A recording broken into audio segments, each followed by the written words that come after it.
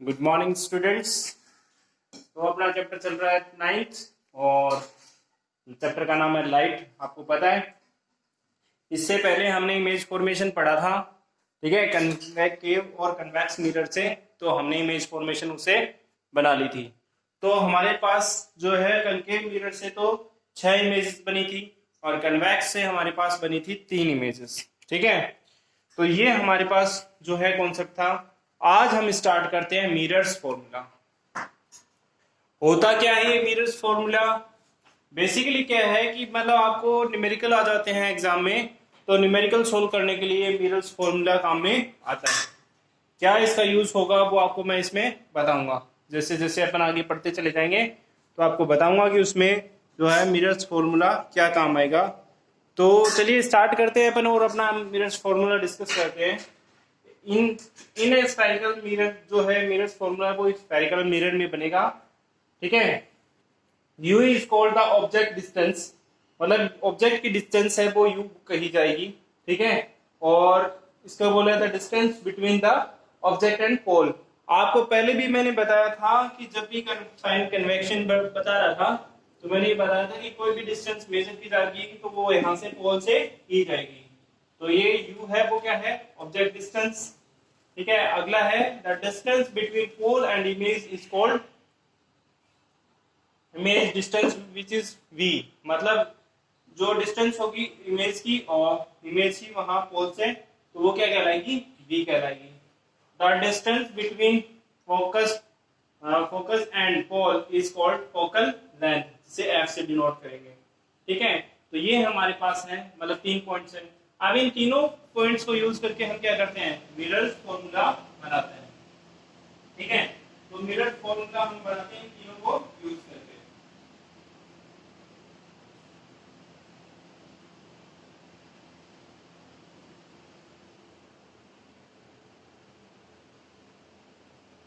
तो आगे देखते हैं हम आगे क्या करना है हमें इसमें। तो देखिए बोल रहा है कि all the 3 quantities are related as follows and the this is relation is called the Miller's formula। मतलब इन तीनों को मिक्स करेंगे और तीनों एक दूसरे से रिलेट करेंगे। आफ्टर दैट हमारे पास क्या बन जाता है? मिरर्स फॉर्मूला बन जाता है। क्या होगा mirrors formula? 1/v plus 1/u is equals to 1/f, या इसे कह सकते हैं 1/f is equals to 1/v plus 1/u कह सकते हैं।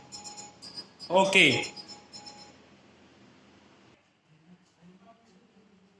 तो चलो देखते हैं आगे। ये हमारे पास फॉर्मूला हो गया। ये बोल रहा है we observe that triangle P Q F, P Q और एफ, ये वाला ट्राइंगल पी क्यू और एफ, ठीक है। ये ट्राइंगल अज्यूम करते हैं। After that M O F, M O अगर मान लो यहां से सीधी लाइन बना दी, यहां से ये एम ओ और एफ, ये दो क्या है? मतलब करस्पॉन्डिंग या मतलब कह सकते हैं वर्टिकली अपोजिट जो है ट्राइंगल बन रहे हैं इस रे पे, है ना। एक ये यहां बन रहा है, एक इसका वर्टिकल अपोजिट बन रहा है। ओके तो ये दोनों एंगल ट्राइंगल बन रहे हैं आर सिमिलर, ठीक है। दोनों क्या है? Similar. Here it is assumed that O and M are so close to the they can be considered to be the straight line। मतलब ये बोल रहा है कि इन दोनों को अगर हमने मान लो एक स्ट्रेट लाइन से जोड़ा तो ये मान सकते हैं कि एक दूसरे के क्लोज है। तो हम यहां से क्या कर सकते हैं? हम यहां से हमने ये निकाला है ओ एम, ये ओ एम ओवर में क्या है? P Q, P and Q, ठीक है।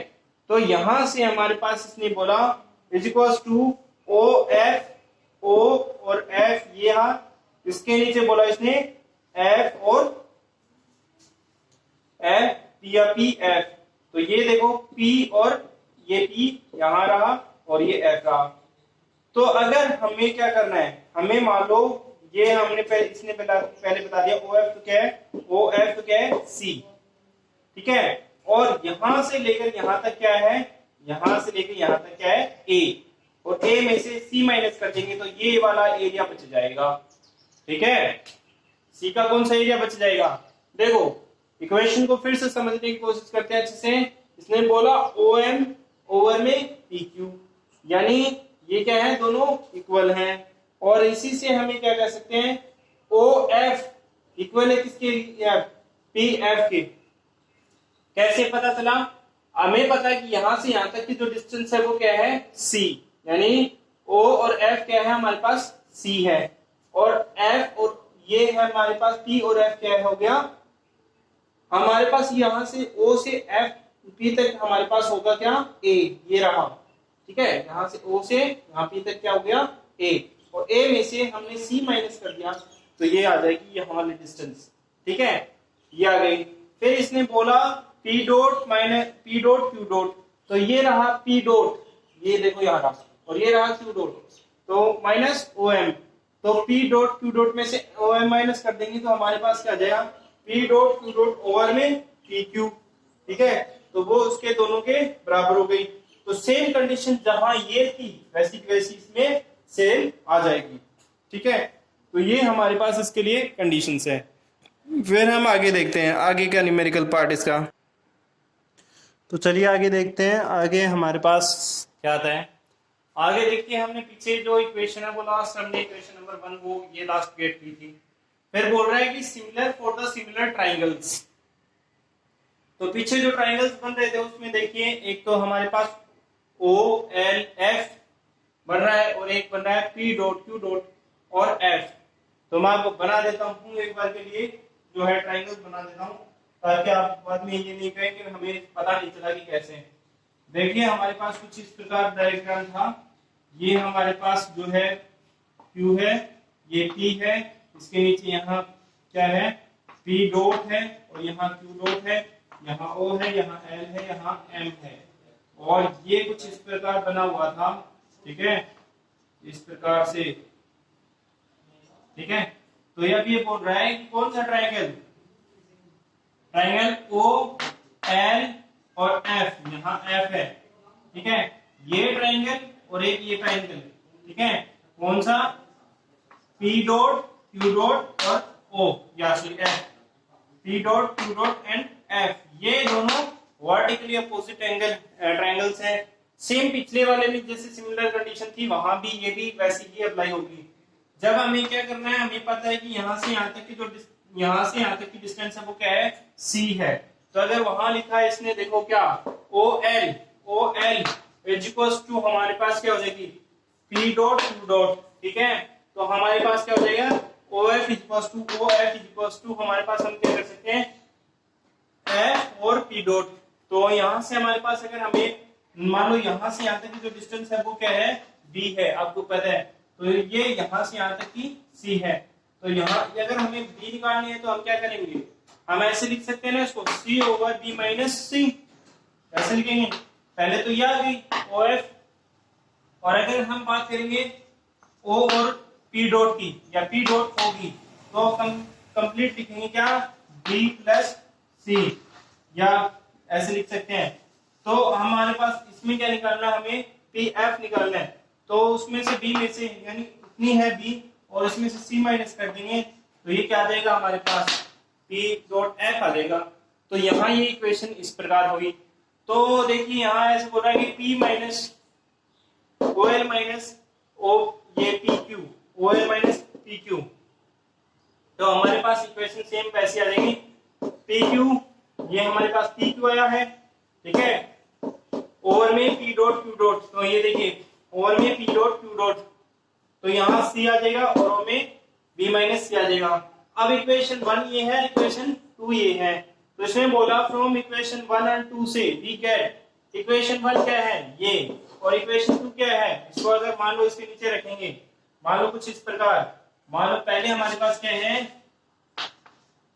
ये है, और इसके हमने नीचे लिखा b ओवर b माइनस सी, तो ये क्या हो जाएगा, शिफ्ट हो जाएगा। तो इसको कैसे लिख सकते हैं, b माइनस सी माइनस ए इंटू b माइनस, ठीक है, सॉरी इक्वल टू में इसने शिफ्ट कर दिया है। तो हम इसको क्या लिख देंगे, कुछ इस प्रकार लिख देंगे, एक मिनट रुकना भाई। तो देखिए हम इसको इस प्रकार लिख देंगे, इस इक्वेशन को b माइनस सी ओवर में b, ये लिख देंगे। तो हम इससे यहां से कंपेयर कर लेंगे, तो कंपेयर करेंगे तो हमारे पास क्या आ जाएगा, हमारे पास इन दोनों इक्वेशंस को कंपेयर किया तो ए बी आ जाएगा, ए सी आ जाएगा, बी सी आ जाएगा, सी स्क्वायर आ जाएगा प्लस सी स्क्वायर आ जाएगा। अब इसने क्या बोला, मतलब ये हमारे पास इक्वेशन आ गई, ठीक है, तो हमने इसको कंपेयर कर दिया, तो हमारे पास ये इक्वेशन आ गई। अब इस इक्वेशन को हम आगे देख लेते हैं इक्वेशन भी कैसे है, ठीक है। तो इक्वेशन को आगे हम कंटिन्यू करेंगे। तो इसने बोला कि हमारे पास इक्वेशन ये कुछ इस प्रकार बच गई। देखो हमारे पास क्या हो जाएगा, यहां से देखो ये एक ये है और इसको इधर ले आएंगे, ये है सी एक स्क्वायर और एक सी स्क्वायर, ये तो इसको इधर ले आएंगे तो ये दोनों क्या हो जाएंगे, ये माइनस का हो जाएगा सी स्क्वायर, तो ये दोनों कैंसिल हो जाएंगे यहाँ से, तो हमारे पास बचेगा क्या, ये बचेगा। और हमारे पास इसको अगर हमें इस सबको सिंबल चेंज करने हैं, ये दोनों नेगेटिव है तो इसको उठा के इस साइड में ले आएंगे और इसको इधर ले जाएंगे। तो यहाँ से एक बार मैं फिर से रिपीट कर देता हूँ, आपके पास क्या है, यहाँ ये है, ठीक है, ये है B C square equals to C. तो अगर हमारे पास मान लो ये दोनों माइनस के इन दोनों, तो इन दोनों को तो हम उठा करके इधर ले जाएंगे इधर, और इसको ले जाएंगे इधर, ठीक है, तो ये माइनस का हो जाएगा, दोनों कैंसिल हो जाएंगे, हमारे पास बच जाएगा क्या, A B equals to B C plus C A. और अब हम क्या करेंगे, इस दोनों हम इसको क्या करेंगे, डिवाइड कर देंगे ए बी सी से, दोनों तरफ डिवाइड करेंगे। तो डिवाइड करो इसमें, देखो ए बी सी से, तो डिवाइड करेंगे तो हमारे पास क्या आएगा, यहां से क्या आ जाएगा, हमारे पास डिवाइड हो जाएगा, बी और सी दोनों चले जाएंगे और बच जाएगा क्या, 1 ओवर ए, और इसमें से क्या चले जाएंगे, दोनों ए चले जाएंगे और यहाँ ए और सी चले जाएंगे 1 ओवर बी, और इसमें से कौन चला जाएगा, ए और बी दोनों चले जाएंगे तो 1 ओवर सी बच जाएगा, ठीक है। ये इक्वेशन हमारे पास आ गई, जो क्या है, मिरर्स फॉर्मूला है। अब ये इतना फॉर्मूला निकला है, अब इसको हम 1 over B plus 1 over U equals to 1 over F में चेंज करेंगे, ठीक है, वो और देख लेते हैं वो कैसे चेंज करेंगे।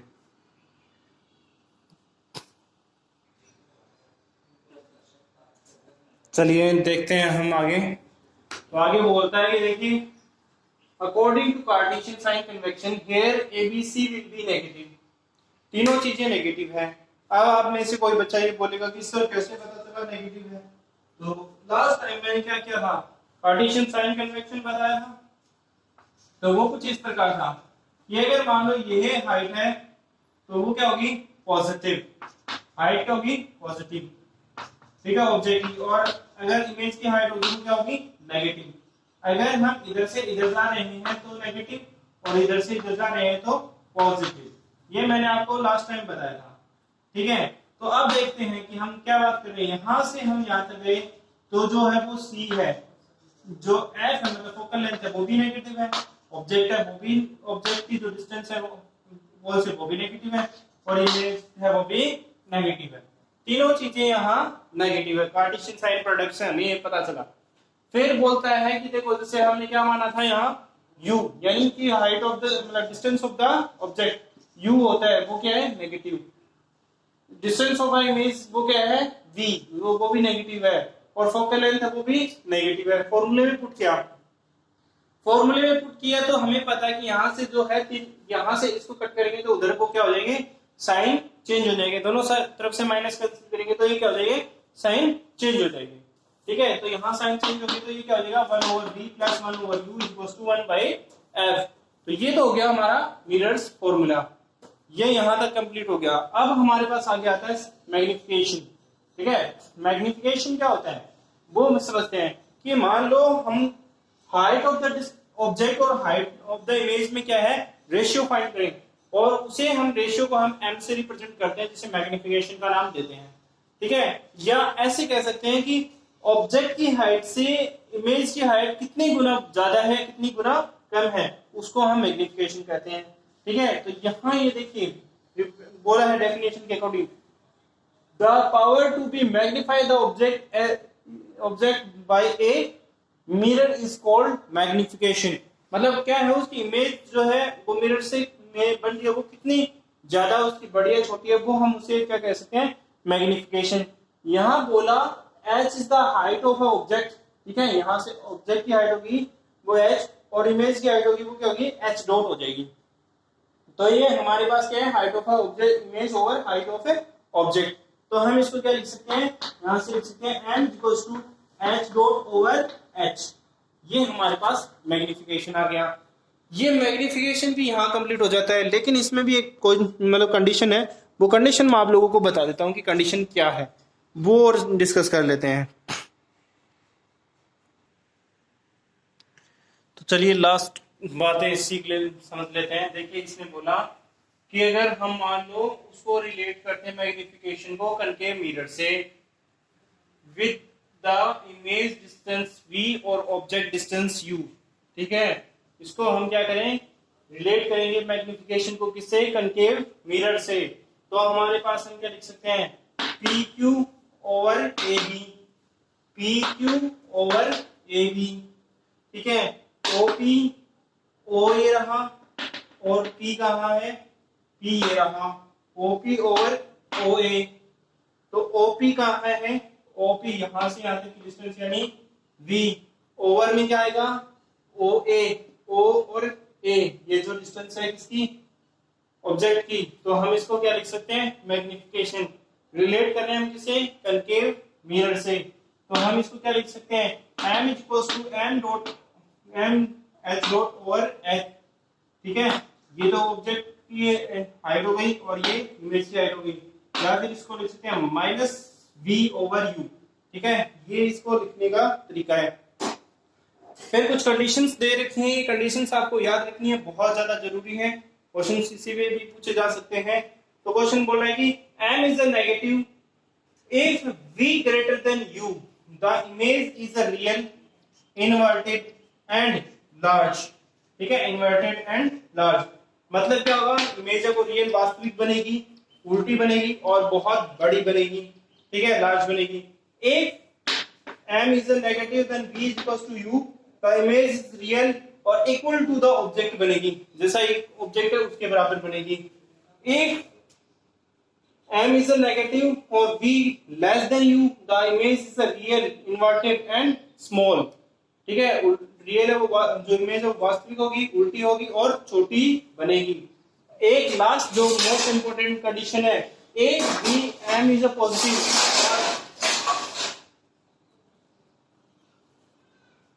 m is a positive, the image is a virtual, ठीक है, इमेज क्या होगी, वर्चुअल, और क्या होगा, इरेक्ट, सीधी होगी और लार्ज बनेगी, ठीक है। जैसा कि हमने एक कंडीशन में देखा था कनकेव मिरर के जो 6th वन कंडीशन थी, उसमें क्या हुआ था कि इमेज कुछ इस प्रकार बनी थी यहाँ से, और ऐसे करके यहाँ पे आई थी और ये जाके के ऐसे मतलब रोटेट लाइन से हमारे पास ऐसे यहाँ बनी थी।